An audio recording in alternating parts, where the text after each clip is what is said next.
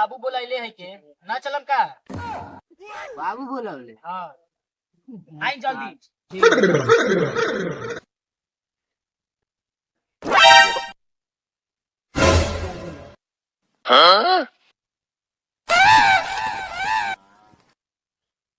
बाबू हमरा के बोलैला का? हम तोरा के काहे ला बोलाएंगे? ओ दे तैयार हो गेले दिया कहतिया चले खातिर बाबू बोलैलन ह। कौन? मेहरारू। ए तो ओकर बाप बोलैले बा तो जो ना पहुंचाए आओ। कहाँ वा? ससुरार।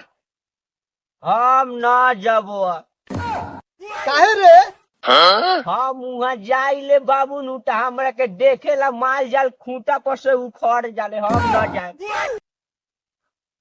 तो ले ना जो पहुंचाए आओ, ससुरारियो घूम लिए। ठीक बा त कई बार त हम जाई बारी। ठीक बा जो, ठीक से जाइए।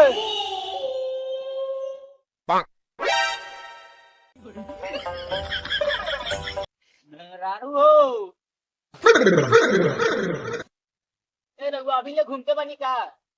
चल ही ना, हम बाबू कहला ये तोरा बाबू लगे जाएला। यही लगा जाए ना तैयार हो जाई तारे।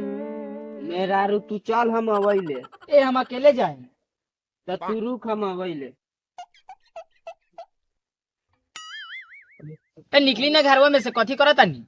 मेहरारू बेग खोजतरी, बेग चल।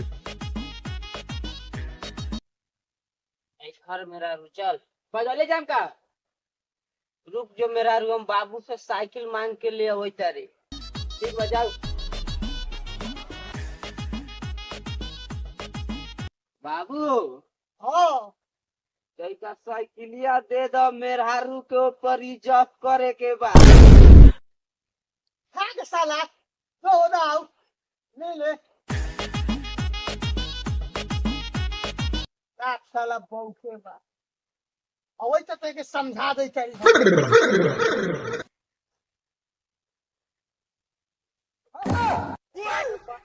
ये महिला चलो, मनवाले नहीं खा। ले ले बैठ ले आओ।